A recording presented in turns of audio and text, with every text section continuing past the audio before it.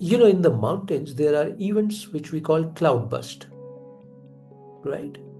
And then there are events we call rain. What's the difference? Rain, when clouds are spreading their love, joy, and peace evenly on this entire earth.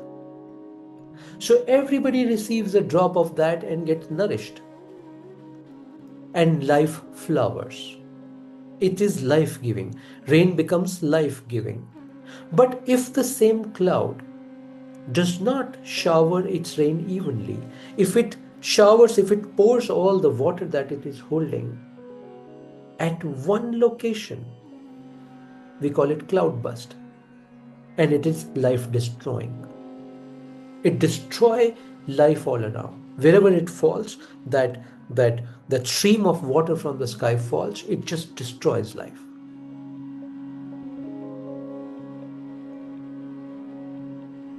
Gurudev, our first question for the satsang has come from Sanjay Janardhan ji from Mumbai. His question is, I always feel that something is missing in my life, as if I have not yet understood the true purpose of my existence.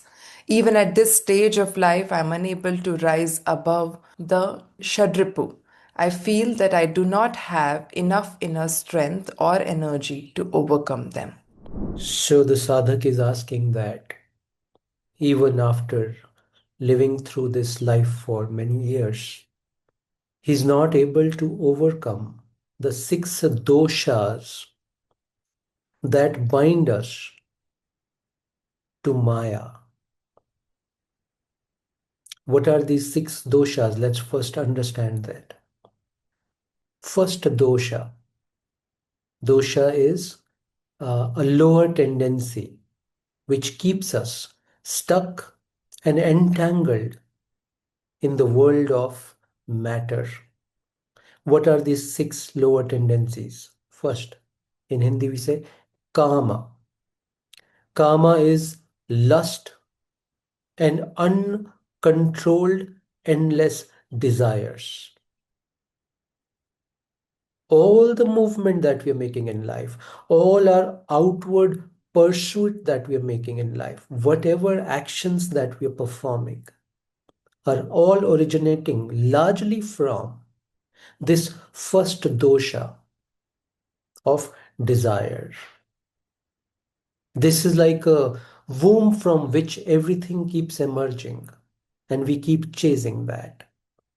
And when we keep chasing that, all the chase is outward. And that's how karma, which is endless desires, they bind us. We get entangled in that. You ask that I'm still not able to get out of the six doshas. Because each dosha, when you give it enough energy and attention, it binds you, it entangles you. So that is how karma works. Second dosha is Krodha, which is anger, which is frustration. Second lowest tendency. Whenever you desire something and something comes in between you and the object of your desire, anger arises. You want to achieve or attain something, and some people are on the way, apparently, or some situations are not working in favor. Anger arises. And then you're trapped in this zone of anger, which basically takes all your wisdom away. In the situation of anger, you lose all your control. You are not in your control. Your body, your mind, your tongue reacts on its own as if you are just non existent in that case. Anger takes over, it possesses you. The free will is not there. The Viveka Shakti, which is wisdom, is just gone for a toss. You start to behave in ways you even cannot imagine, as if some other Shakti has possessed you. But always remember, the root of anger, which is Krodha, lies in Kama, which is desire. Stronger the desire, stronger the Krodha, which is anger, will be. Then the third dosha, Lobha, which is greed. No matter how much you have attained in life, no matter how much wealth, how much bhogas, how much pleasures you've enjoyed in life, there's still a greed, lobha in you. It's just not getting fulfilled. Your lobha for money, no matter how much you have, the mind always makes you believe that it's not enough. Mind's zone is to constantly tell you more, more, more, because whatever you have is not enough. There's no contentment of whatever you've attained in life. And after every bhoga, after every pleasurable fulfillment, more greed arises in you to have that more. So this more becomes another chase. That's greed because we're not contented with anything that we have. We want more of it. And even so, in the spiritual journey, you get one spiritual experience, you want more of that. Please look at it very carefully. This greed of accumulating more makes us like a donkey. We are constantly running and chasing because of this greed. If you really do your mathematics, and I meet a lot of sadhaks who say that they want to pursue spiritual journey, but they still have to earn more, do this and do that. And I ask them, please sit, do your mathematics. All the wealth that you have accumulated so far, it is more than sufficient for next 3 generations of your, lineage.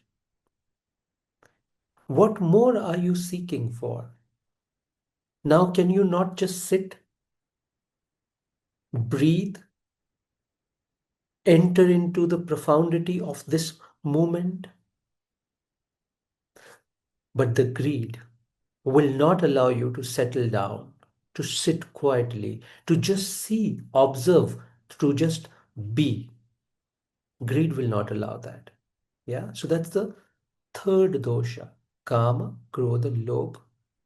Then the fourth one is Moha, which is attachment. Now, whatever you have possessed in life, whatever you've acquired in life, now you're very attached to that. You don't want to let it go. Be it people, you get attached to people, you start to own them. Be it your wealth, your matter, or even your name or fame, even your social media following, you get terribly attached to everything that surrounds you. Every equipment, everything, every product, every matter that you have. You get totally attached to that. You forgot the principle that the principle of life was and is to love every being and to love everything, not to get possessed or attached by that. In Hindi, we've got 2 words, Moha and Prema, attachment and love. In all spiritual traditions, in all life, in every philosophy, we've talked about love as the essence of life, not attachment. Attachment is the dosha, love is a blessing. So that's the fourth one. Why I'm describing these in little detail, because once you know the problem, the solution starts automatically. In the knowing of the problem, solution starts. So knowing the problem is very important in detail. Just don't say that 6 doshas. No, that does not serve the purpose. It's like global statement, six doshas. No, but identify the dosha which is prominent in you. Identify the dosha where you're getting deeply stuck. All six will be there. But some of these six will be more prominent, more overpowering in you. One should know the nitty-gritty of this, how attachment works, sense of ownership. So, can you start to practice let go? I have this beautiful pencil with me. I really love this pencil. Whenever I read some book, I underline things. I write notes with this pencil. It is my really beloved pencil. I'm very attached to this. I will not let it go. I will not give this to anybody. As a practice of detachment, you take that pencil and you gift it to somebody dear to you. You just gift it to somebody. Now, just that act will cultivate some sense of non attachment with you. And start from small. Start from the smallest thing. Nothing could be smaller than this pencil. Start from that. And then slowly, anything that you are attached to, start to share it. And start with products, matter. Then come to being, sentient beings, people. Once you've practiced this with the products, then practicing it with your money, practicing it with your with people you're attached to will be much easier. Always start small. So that's the fourth dosha we get stuck with. And then then the fifth one, mother. You've heard this word? Yeah. It's arrogance and pride. Even if we are nobody in this life, everybody here walks with certain pride and arrogance. More spiritual you are, more arrogant you become. You start to see the world as somebody, something beneath you. People who do not meditate are just, they are non existent for you. You look upon them. Please watch it carefully in you, observe it. First, we had the pride of matter that we acquired, the name, fame, more money, the big car that we have, the body that we built, the looks that we gathered. We were very arrogant and proud of that. All our achievements, all our degrees, very arrogant. And now this arrogance becomes spiritual arrogance. It does not leave you, no matter if you're pursuing the world of matter or the world of spirit. These six doshas will not leave you. You live in the parliament or you live in an ashram. Does not matter. What matters is the six doshas. No matter where you go, they will follow you. You leave your city, your job, your business, whatever you're doing. You move to the mountains, sit in a cave. Do not think that by sitting in a cave, the six doshas will leave you, because they're not dependent on outside situation. They're inside you. So wherever you go, you carry them with you. That's how the doshas work. So that's the fifth one. Arrogance, pride. And what's the antidote of that? Humility. I do not know anything. I'm just nobody here. If if Prakriti today just stop this breath that has gone in, that's the last breath then. If the Prakriti just stop this breath that's going out through which I'm speaking, next breath does not come. I cannot do anything about it. We just nobody. So with that humility, you start to live your life and you start to kill this fifth dosha of mother.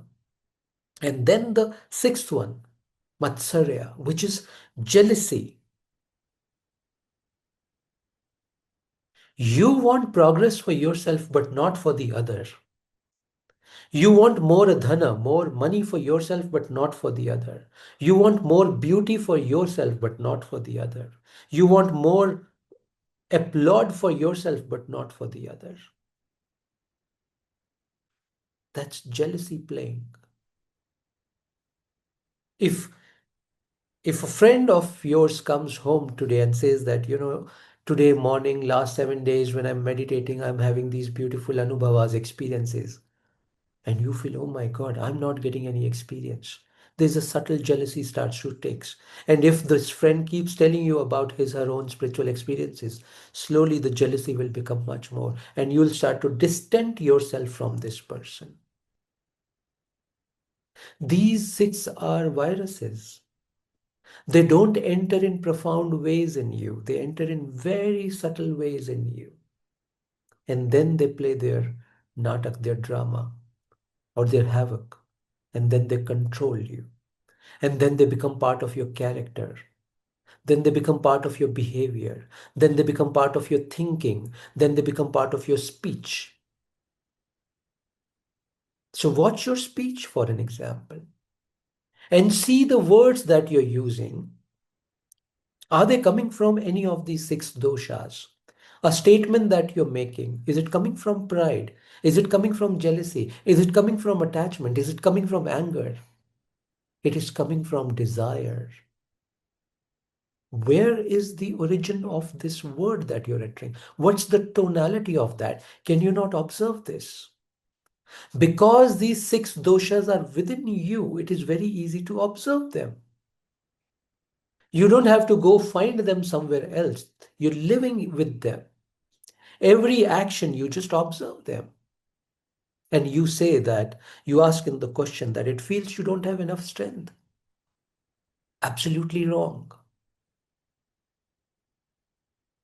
When in the body there is a virus, in the body there is also capacity to fight the virus. We call it immunity, right? There's no virus which your body cannot fight. There's immunity, provided you are cultivating, nurturing the immunity. So you have enough energy and strength to deal with these six doshas, to be master of them, to not let them work against you. You can do that. You have enough energy, you have enough strength. But your energy, your strength is unlocked, is locked. It's non-activated. Or in another way, you're using your energy in strengthening the six doshas more. Every time you do an act which is triggered by these six doshas, every time you make a statement which is triggered by these six doshas, every time you generate a thought which is triggered by these six doshas, it gives more power, energy to these doshas. So understand what I'm saying. You have source of energy, but unconsciously you're giving that energy to these viruses, to these doshas, and making the doshas more strong. You follow what I'm saying? The moment you cut the life flow of energy moving to the doshas become weak and you start to regain your power back. You understand what I'm saying? Like the example of pencil that I gave. When you do an act of detachment, you've cut the very flow of energy to the dosha, to attachment. Now, attachment cannot flower. Please understand this. All these six are like seeds, like plants, like weed, let's say. Every plant, if it needs to grow, it needs some nurturing of the soil, of the water, of the sunlight, of the air. This is the energy that you give unconsciously to each of this plant of dosha, and they grow. If you have to kill the plant, what do you need to do? You just need to stop the flow of nourishment or energy to the plant. So, what's the secret here? The secret is if every moment you start to live utterly consciously in this moment, can you not watch your words that you're uttering? Can you not watch the behavior that you're doing and see? Just sit with yourself every morning 15 minutes. Don't do any dhyana. Just do self reflection every night before going to bed. Don't do any dhyana. Just sit for self reflection. Take a pencil and a notepad. Reflect on the day and see all the decisions, actions that you took today.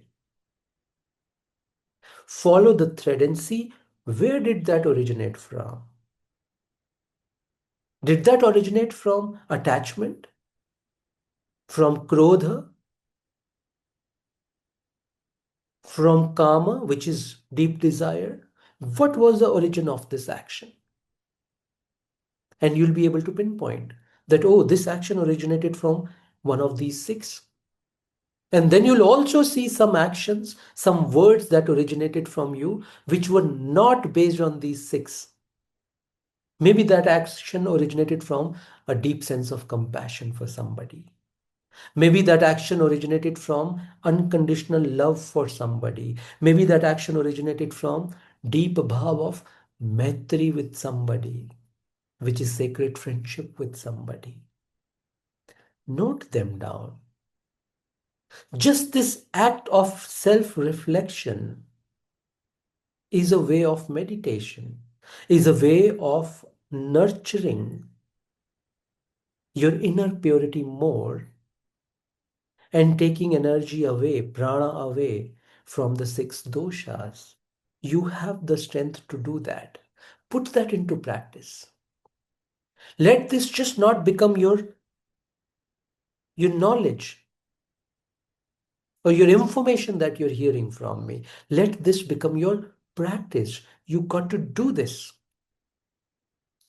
So dedicate 15 minutes morning, 15 minutes every night for this task, for this practice of self-reflection. The more you'll be able to see that, oh, 70% of your actions, your speech originates from, let's say, pride, or let's say, sense of lack, which is then feeding the greed.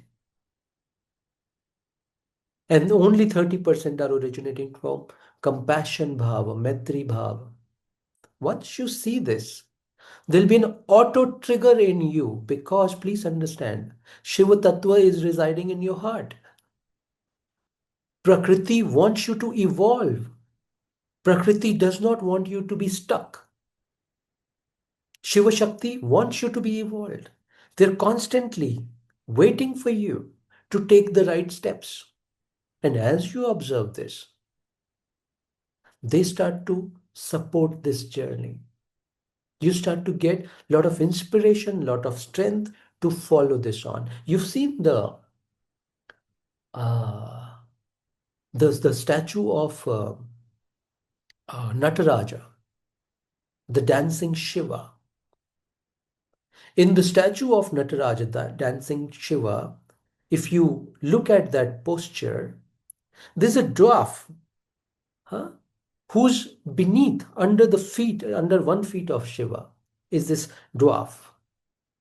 The other feet is in the air, symbolizing liberation. But there is this small, tiny creature under the other feet of Shiva. That basically is telling you that all these six can come under your control because in some moments you may need them. But these six doshas come under your control, under your feet. Your ahankara comes under your own feet. You have that Shakti. And Shiva is constantly supporting you. Prakriti is constantly giving you energy for this. But you're using this energy so far unconsciously by nurturing the enemy. Now consciously use the energy for nurturing the purity in you. Yes, and 15 minutes in the morning, 15 minutes in the night is the way to go. Simple practice, but a profound change will come as you start to observe this. Yes, so please do this and see the magic it'll unfold. And soon the six doshas will be under your feet. I hope, I wish, I pray, I bless that this happens to all of us. Thank you. Our second question has come from Parul ji from Muscat. Her question is, Guruji, I have lived a simple and honest life, yet I have faced many hardships. This year I lost my husband, and I often wonder why I had to suffer when I never hurt anyone. Now my life revolves around my daughter. We share a very strong bond. She's my everything. At this stage of life, I feel the need for a good guru to guide me. I'll share a story with you. I think it's called the mustard seed story from the life of Buddha. Once Buddha was traveling with his disciple to a village, and a lady, just like you, lost one of her loved one, let's say her husband. She was just not able to accept and reconcile. And she was in deep pain, crying all the time. And somebody said, look, the great Buddha is in the village. He's got lot of shaktis, lot of powers. He's like God. He can bring your deceased one back to life. Why don't you go to Buddha and ask him? So the lady goes to Buddha, weeping, crying, grieving, and asks Buddha, can you bring my loved one back to life? Buddha said, yes, I can do that. But before that, I give you a task. You've got to finish that task. Go to this village, every home of this village, and bring me some mustard seeds. But there is a condition. You can only bring mustard seed from the house in which nobody has ever died. Now go and get me some mustard seed. The moment I get the mustard seeds from you, I'll resurrect the dead one.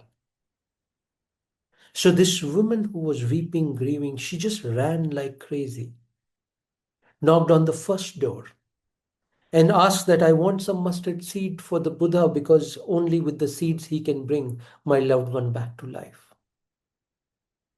And the lady of the house just went in to get the mustard seeds. And then the grieving lady said, but please tell me that nobody has ever died in your home. And the house lady said, I'm sorry. Just 2 months ago, I lost my father-in-law. So I cannot give you these mustard seeds of no use to you. She ran and goes to the next house, then to the next house, then to the next house.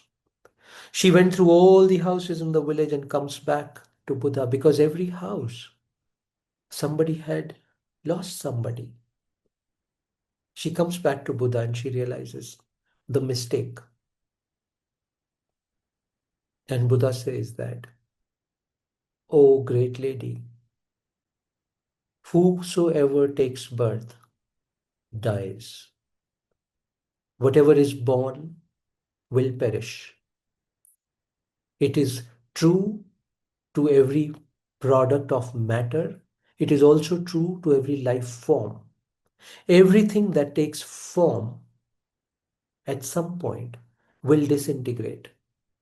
That's the law. And the lady understood that. And then Buddha says, you're grieving not because somebody, your loved one, is no more. You're grieving because you were so attached. You just bound your identity with this loved one. And that's the cause of your dukkha. So the cause of dukkha is not death, because that's inevitable. We all know this. The cause of dukkha is a deep possession, pakad, which is attachment with the being, with that being which has gone. I just explained earlier.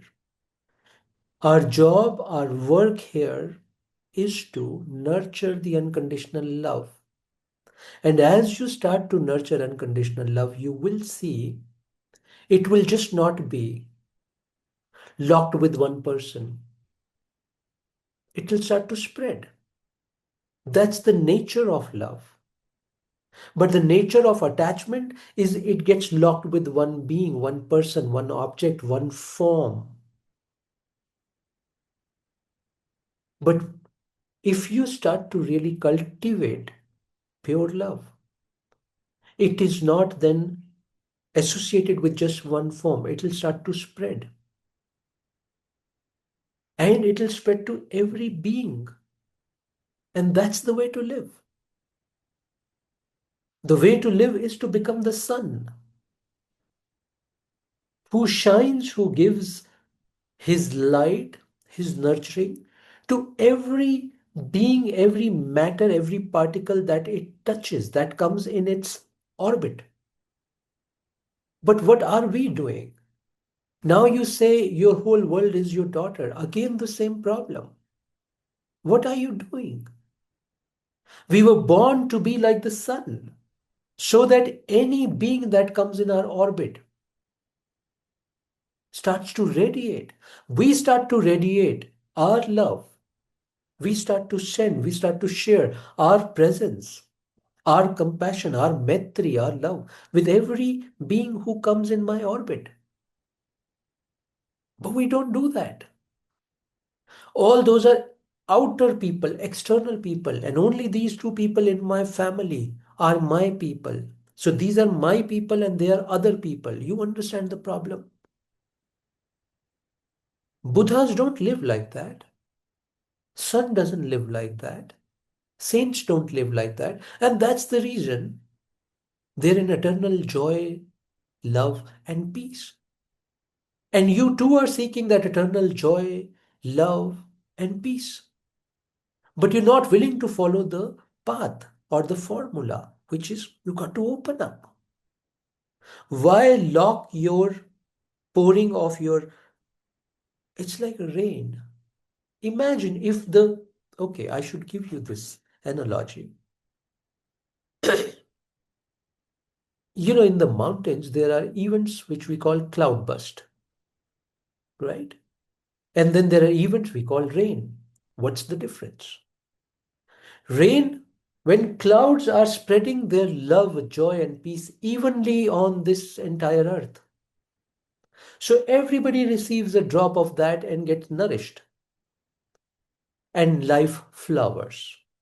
It is life giving. Rain becomes life giving. But if the same cloud does not shower its rain evenly, if it showers, if it pours all the water that it is holding at one location, we call it cloudburst, and it is life destroying. It destroy life all around. Wherever it falls, that stream of water from the sky falls, it just destroys life. Who are we? We are like this floating cloud full of water, water of love, water of maitri, water of compassion. We're all carrying that. But we're not becoming rain cloud, we're becoming cloudburst. We're pouring all our love, care, compassion on just one or two selected beings. Please understand this is life negating. It becomes life negating. Because when you pour all that on one being, the quality changes. it becomes attachment, it becomes entanglement, it becomes possession. You suffer, the cloud suffers, and the object or the person on whom the cloud has showered all the water at once suffers. It becomes life negating. It destroys the things. It brings sorrow. It brings grief. It brings dukkha.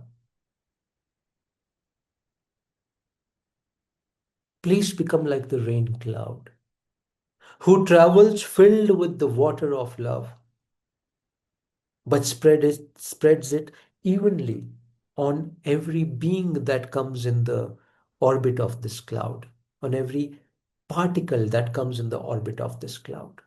That's the way. That's the path. Open yourself. This must not be targeted to one or two people in your life. It needs to spread out. Only then your life becomes purposeful, your life becomes meaningful, your life becomes life giving, life nurturing to life all around. Only then your life becomes life nurturing to life all around. And that's the way to live. And this is the spiritual path. Yeah. Please look at it very carefully.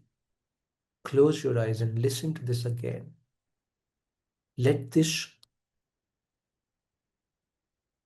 enter into your heart and reveal itself to you. And then, if you're ready and if Shiva blesses, you will get a guru in your life to guide you, to hold your hand on the path ahead. May that happens for all of us. Thank you. Gurudev, next question has come from Sunil Sonavane from Pune. He's asking Gurudev, how did you find the courage to leave everything behind in your corporate life as a director and walk a 12-year spiritual journey? What inspired you to take that step, and how can one prepare oneself for such a path? I walked this path for you. What inspired me was you, because I understood the template that I was living was all about me, I, me, and myself. And it was suffocating to live life in a template which is all about I, me, and myself. Because I used to look at people, their faces, and I used to feel that they are my people. I'm connected to every being here. And I used to see that in their eyes there is suffering. Something is not right in this template, because each one of them was also living for I, me, and myself. And I realized this I, me, and myself is the problem. It's not allowing us to connect with each other. It's not allowing us to express ourselves fully. It's not allowing us to really know who we are and why we are here. And I felt those days that I have been given some responsibility for all my people here. For every being that is on this planet, I have responsibility. I must show them the right path, to help them, support them, to break this template of I, me, and myself, to walk this path of utter joy and liberation, and to attain to the fullest, truest purpose of life. But before I started doing that, I had to unlock all of this within me. I had to destroy this template within me. I'm using the word me just for the sake of language, because there's no me sitting here anymore. That me is gone. That me is merged with Shiva. just for the sake of language. We have to use I, me, and you just for the sake of language. That was my real inspiration. And that inspiration became so strong that I was willing to go to any length to destroy this I, to just catch hold of this and destroy this entire template that is surrounded by I, me, and myself. What was my motivation all the time? You. That was my motivation because I knew something was telling me deeply A, I will be able to break this template. B, I need to really help all beings here to break this template of I, me, and myself.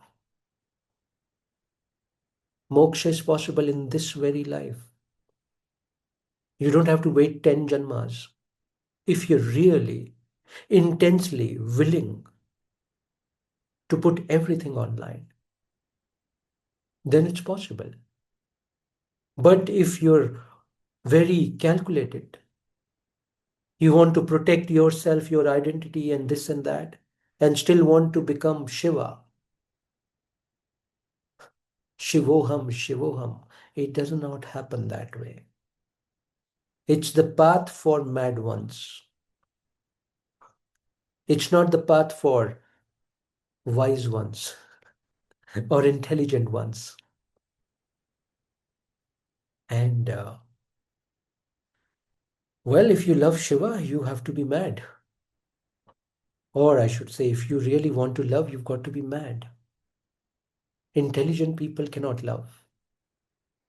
They can transact, but they cannot love. And this was my love affair with entire Jagata, entire cosmos. But that love was getting bounded by this template of I, me, myself. I wanted this love to become the rain cloud. I wanted this love to be showered on every being that comes in my orbit. I knew that's possible. I knew that's possibilities awaiting. But a lot of inner work had to be done before that.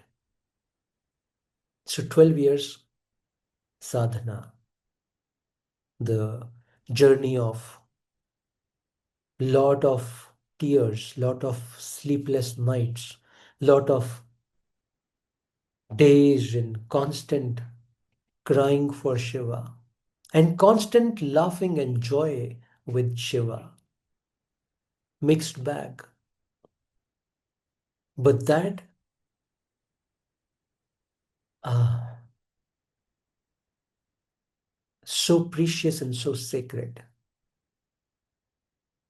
And constantly, whenever I would just look at people, I'll get more inspiration to really go more deeper. So I was done living for myself. I was tired living for myself alone. So that was how it was.